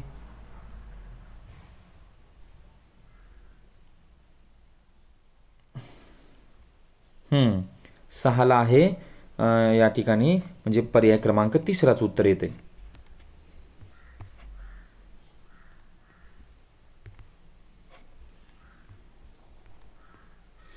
चित्रकलेच्या तासाला तुम्ही काढलेल्या सुंदर चित्राच्या तुमच्या चुकीमुळे पाणी पडले तर तुम्ही काय कराल. रडत बसाल, शिक्षकांना मित्रामुळे पाणी पडल्याचे खोटे कारण सांगाल, पुन्हा दुसरे चित्र काढाल, मित्राला दोष देत बसाल. तर या ठिकाणी काय करायचं, रडत बसायचं का, अजिबात नाही. डर की आगे जीत है, रडणे का नाही. काय करायचं, पुन्हा दुसरं चित्र काढायचं, पुन्हा एकदा जोमानं कामाला लागायचं, बरोबर आहे. कोरोनाच्या काळात सरकारी नियमाचे पालन करताना खालीलपैकी कोणती कृती अयोग्य असेल? बघा, कोरोनाच्या काळामध्ये सरकारी नियमाचे पालन करताना कोणती कृती? पर्णिका बाहेरून घरी आलेल्या वस्तूचे निर्जंतुकीकरण करते, ठीक आहे. कृष्णा गर्दीच्या ठिकाणी सामाजिक अंतरावर उभा राहतो, ठीक आहे. वैभव कामाव्यतिरिक्त घराबाहेर पडत नाही, ठीक आहे. विद्या घरातून बाहेर पडताना मास्क लावते, परंतु बाहेरून परत आल्यावर हातपाय न धुता घरी वावरते. पर्याय क्रमांक 4. पुढचा प्रश्न 57वा. बघा, 57व्या प्रश्नामध्ये वरील अक्षरमालेतील सर्वात जास्त वेळा आलेले अक्षर कोणते ते पर्यायातून निवडा. आता तुम्ही सहज बघू शकता की सर्वात जास्त वेळा कोणतं अक्षर आलेलं आहे, तर ते म्हणजे व. कोणतं अक्षर आलेलं आहे? व अक्षर आलेलं आहे. या अक्षर समूहात एकूण किती जोडाक्षर आहेत? बघा, आता ह्याच्यामध्ये किती जोडाक्षर म्हणलेले आहेत ना, बरं का. जोडाक्षर, जोड शब्द नाही, जोडाक्षर. वृक्ष ह्याच्यामध्ये ही जोडाक्षर आहे का हो? अजिबात नाही, कारण हे ऋषीचं आहे, ते स्वर आहे, बरोबर आहे. क्ष आहे जोडाक्षर. पुन्हा ध वर रफार जोडाक्षर आहे. क्रो जोडाक्षर आहे. ऋषी पंचमी कर्म जोडाक्षर आहे. अदृश्य तिथं पण जोडाक्षर नाही, ते प्रूचं व्रचं सेम श जोडाक्षर आहे. ज्ञ जोडाक्षर आहे. त्याच्यानंतर अथर्व जोडाक्षर आहे आणि श वर रफार जोडाक्षर आहे. म्हणजे किती झाले बघा, 1 2 3 4 5 6 7 8.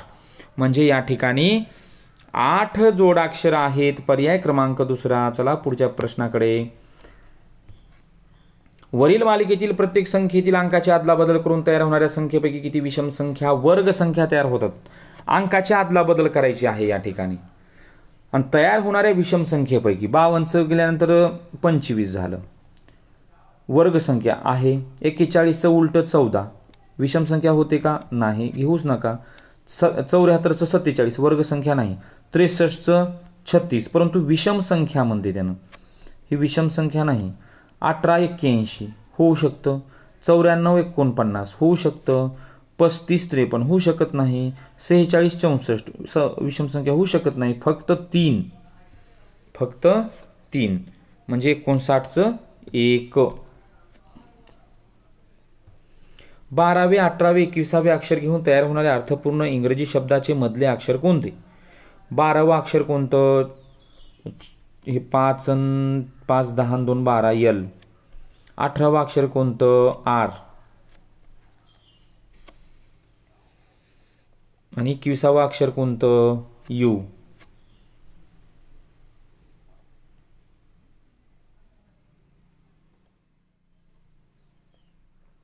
बारावे 18वे 21वे अक्षर घेऊन तयार होणारे अर्थपूर्ण इंग्रजी शब्दाचे RUL रूल. उजवीकडून म्हटलेलं आहे त्यानं, उजवीकडून, सॉरी, उजवीकडून म्हटलेलं आहे. 5 5 10 2 12 यन. त्याच्यानंतर 18वे 5 5 10 5 15 3 18 एच.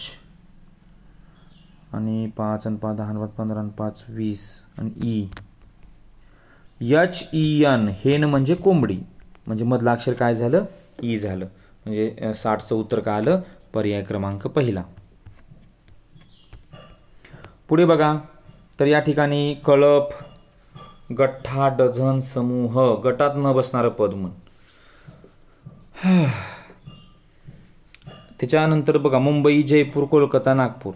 आता या ठिकाणी जर पाहिलं तर मुंबई, जयपूर, कोलकाता या राजधानी आहेत. नागपूर ही राजधानी नाही या ठिकाणी, बरोबर आहे. नागपूर ही राजधानी नाही. आता बघा या ठिकाणी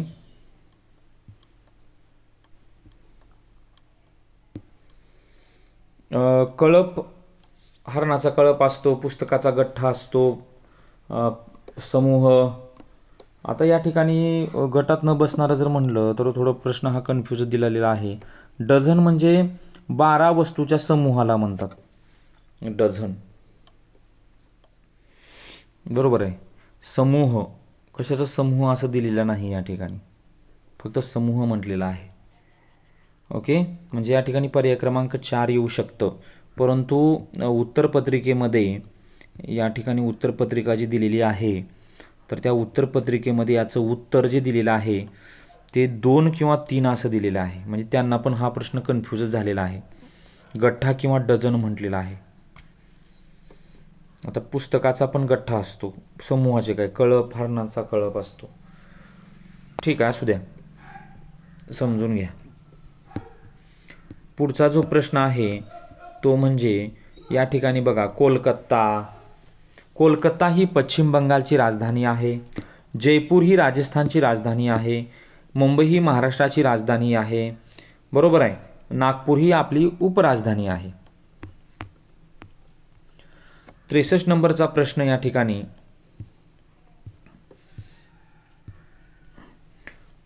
तर या ठिकाणी बघा 63 नंबरच्या प्रश्नामध्ये आपण इथं जर विचार केला तर यामधलं वेगळं कोणतं आहे ते आपल्याला ओळखायचं आहे 63 मध्ये. बरोबर आहे. इथे समान भाग पडतात, समान भाग पडतात, समान भाग पडतात, इथे समान भाग पडत नाही. आणि 64 नंबरच्या ह्याच्यामध्ये 64 नंबरच्या प्रश्नामध्ये जर विचार केला तर मधली जी तुम्हाला अशी जी आकृती दिलेली आहे बघा, 1 2 3 4, ह्याच्यामध्ये 4 आहेत, ह्याच्यामध्ये 4 आहेत, ह्याच्यामध्ये 4 आहेत, ह्याच्यामध्ये 3 आहेत, 64चं 1 येणार. 4415, 2204, 3254 आणि 2313.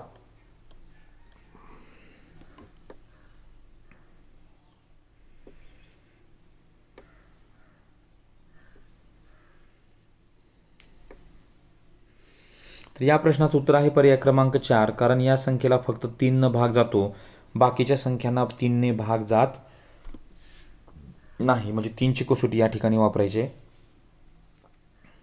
त्यानंतर 66वा जो प्रश्न आहे, तर 66व्या प्रश्नाचं या ठिकाणी आपण जर उत्तर जर काढायचं म्हटलं तर यामधला फरक आपल्याला काढावं लागेल. काय करावं लागेल? फरक या ठिकाणी काढावं लागेल. कसा बघा, सांगतो तुम्हाला.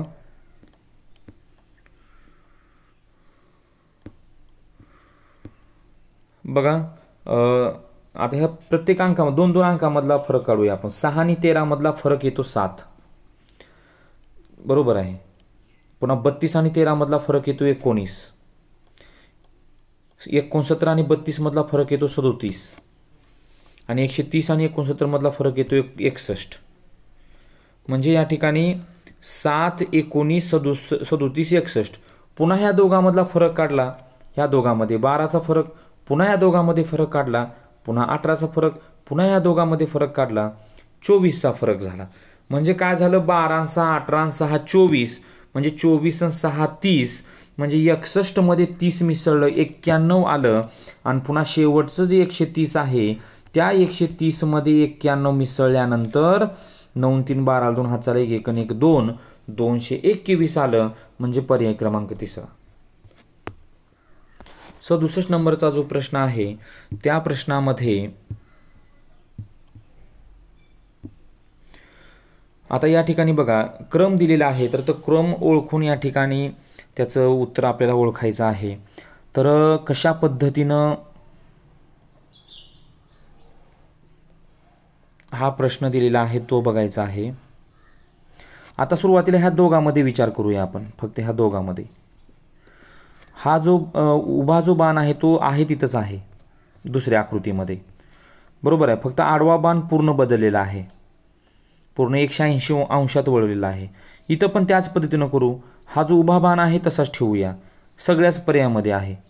इकडं जो दिलेला आहे तो इकडं करूया. मग इकडं कोणकोणत्या पर्यायात आहे? सगळ्याच पर्यायात आहे. बरोबर आहे. म्हणजे या ठिकाणी त्या ह्याच्यामध्ये काही विषय नाही आहे. बरोबर आहे. आता मधल्या त्रिकोण आणि चौकोनाचा विचार करूया. त्रिकोण चौकोन त्याच बाजूला बदललेत. बरोबर आहे का? मग त्याच बाजूला या ठिकाणी कुठं बदललेला आहे? चौकोन खाली आणि त्रिकोण वरी. म्हणजे पर्याय क्रमांक 4 येणार.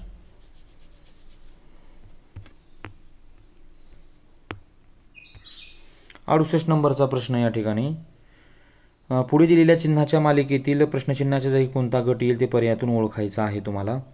तर 68 नंबरच्या प्रश्नामध्ये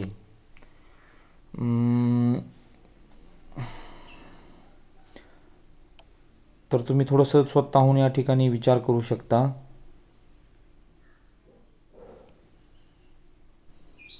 तर या प्रश्नाचं उत्तर आहे पर्याय क्रमांक दुसरा. थोडं तुम्ही स्वतःहून बघा. त्यानंतर पुढचा जो प्रश्न आहे, चुकीचं पद कोणतं असा प्रश्न विचारलेला आहे. तर या चुकीच्या पदामध्ये या प्रश्नामध्ये त्याचा फरक काढल्यानंतर आपल्याला लक्षात येईल की चुकीचं पद कोणतं आहे. आता ह्याच्यामध्ये बघा, 117 आणि 161 मधला फरक जर काढला तर 44 येतं. पुन्हा 207 ते 261 मधला फरक काढला तर 46 येतं. पुढच्या दोघांमधला फरक पण 46 येतो. त्याच्या पुढच्या दोघांमधला फरक 46, म्हणजे पहिला चुकीचा आहे, म्हणजे 117 हे पद चुकीचं आहे. ओके.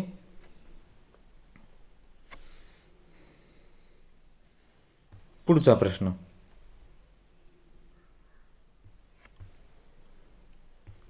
70 नंबरचा प्रश्न बघा. 170, 178, 194, 206, 218 तर चुकीचं पद कोणतं आहे म्हटलेलं आहे. आपण आता कोणता प्रश्न पाहिला, म्हणजे अजून एकदा डबल चुकीचाच प्रश्न दिलेला आहे या ठिकाणी, म्हणजे चुकीचं पद ओळखा. तर 170 आणि 178 मध्ये 8चा फरक आहे. 178 आणि 194 मध्ये 6चा फरक आहे. 194 आणि 206 मध्ये 6चा फरक आहे. 194 आणि 206 याच्यामध्ये 12चा फरक आहे. आणि 206 मध्ये आणि 218 मध्ये 12चा फरक आहे. थोडं माझं सांगण्यात सुरुवातीला चुकलेला आहे, डबल बघा. 170 आणि 178 मध्ये 8चा फरक, 178 आणि 194 मध्ये बघा, म्हणजे 178 आणि 280 म्हणजे 12 आणि वरचे 4 16चा फरक झाला. बरोबर आहे. पहिल्या सुरू 8चा फरक, पुन्हा 16चा फरक. 194 आणि 206 मध्ये 194 आणि 6 212चा फरक आहे. आणि पुन्हा 206 आणि 218 मध्ये 22चा फरक आहे.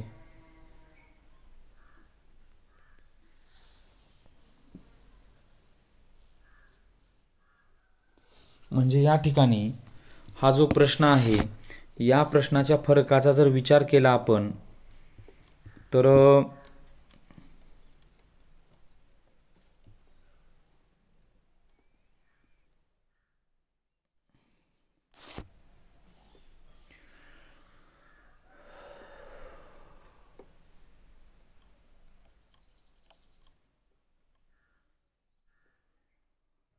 कुठं म्हणजे नियमितता तर कुठं दिसतच नाही या ठिकाणी.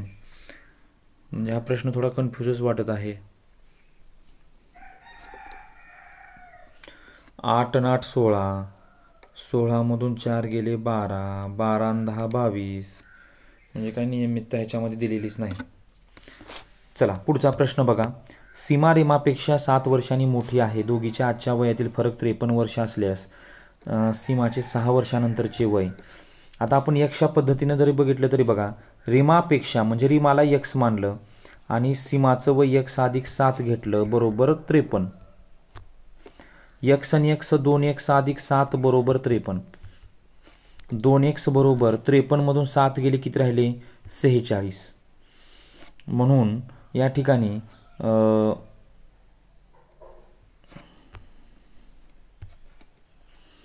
मग 46 म्हटल्यानंतर 2x जेव्हा 46ला भाग घातलं तर x बरोबर का आलं 23 आलं.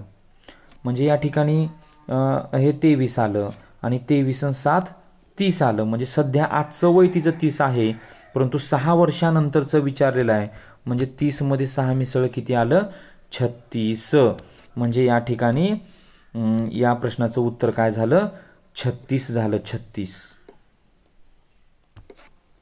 पर्याय क्रमांक पहिला 71चं 1. अनन्या आकांक्षापेक्षा उंच आहे. अनन्या आकांक्षापेक्षा उंच आहे, परंतु अनुष्कापेक्षा बुटकी आहे, म्हणजे हिच्या पुढे अनुष्का येणार. अनुष्कापेक्षा बुटकी आहे. अनुष्का आर्यापेक्षा बुटकी आहे, म्हणजे हिच्या पुढे पण आर्या येणार. बरोबर आहे. आर्यापेक्षा बुटकी आहे, परंतु अनन्यापेक्षा उंच आहे. तर सर्वात उंच कोण? आर्याच होणार. सर्वात उंच कोण? आर्या. सगळ्यात अगोदर आर्या आली. मानवला 5 मावश्या व 4 मामा आहेत. त्याची एक मावशी शिक्षिका आहे.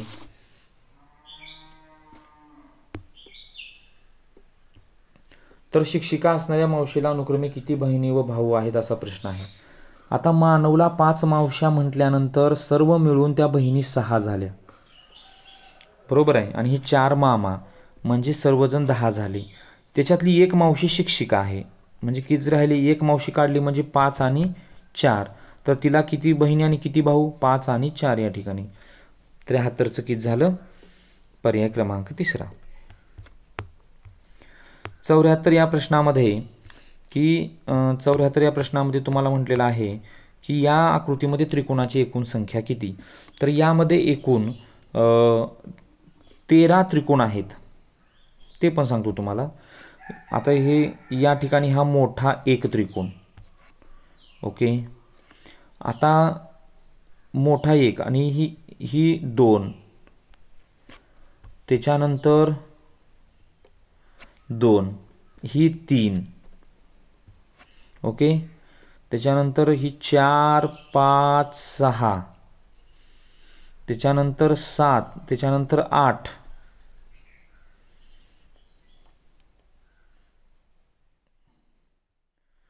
8. ओके.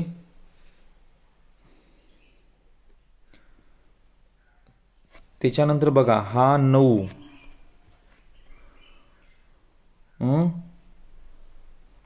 त्याच्यानंतर अजून या ठिकाणी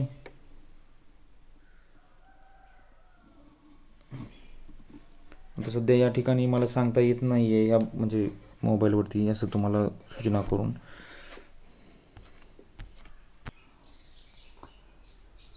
तर यामध्ये तुम्हाला थोडंसं शोधावं लागेल. अशा 13 त्रिकोण या ठिकाणी दिलेले आहेत. 13 त्रिकोण. थोडंसं म्हणजे प्रत्येक आकृती या ठिकाणी वेगवेगळी करून किंवा त्याला नावं देऊन पण तुम्ही त्याचं उत्तर या ठिकाणी काढू शकता या ठिकाणी. आणि पुढचा जो प्रश्न आहे, चौरसाची एकूण संख्या किती. तर या ठिकाणी चौरस म्हणजे 4 बाजू समान. तर याचं उत्तर आहे, याचं पण उत्तर 13च आहे. कसं? या ठिकाणी बघा. आता या ठिकाणी दिलेले 1, 2, 3, 4, 5, 6, 7, 8, 9, 10 हे 10 झाले. आता चौरस म्हणजे 4 बाजू समान. मग समान म्हटल्यानंतर इथून हा 11. ओके. त्याच्यानंतर हा 12 आणि मोठा पूर्ण 13. अशा पद्धतीचे 13 चौरस या ठिकाणी होतील. या आकृतीमध्ये सुद्धा 13 त्रिकोण आहेत. जर बघायला गेले तर हा 1. बरोबर आहे. 1 आणि मधले अगोदर मोठे घ्या त्रिकोण. मोठे हा मोठा बाहेरचा 1, हा मधला या ठिकाणी 2, त्याच्यानंतर हा या ठिकाणी 3. बरोबर आहे. 3, 4, 5, 6. 6 झाल्यानंतर ही छोटे 7, 8, 8. बरोबर आहे. 8 झाल्यानंतर या ठिकाणी इथला एक होतो बघा 9, 9. त्याच्यानंतर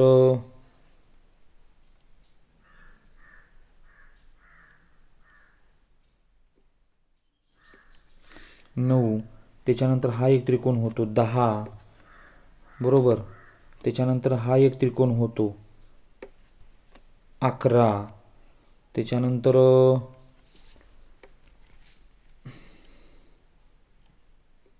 11. त्याच्यानंतर हा एक त्रिकोण होतो 12 आणि त्याच्यानंतर इथे एक असा त्रिकोण होतो 13. अशा पद्धतीचे 13 त्रिकोण या ठिकाणी तयार होतात. तर अशा पद्धतीची ही जी प्रश्नपत्रिका आहे, अतिशय तुम्हाला उपयोगी ठरणारी प्रश्नपत्रिका 5वी स्कॉलरशिप असेल. सर्व स्पर्धा परीक्षेसाठी 4थीच्या तर विद्यार्थ्यांनी अवश्य हा व्हिडिओ पाहावा. आणि या अगोदर पण मराठी गणितचं संपूर्ण स्पष्टीकरण या ठिकाणी मी दिलेलं आहे. तरी सर्वांनी आपलं हे चॅनल सबस्क्राईब करा, लाईक करा, शेअर करा. धन्यवाद.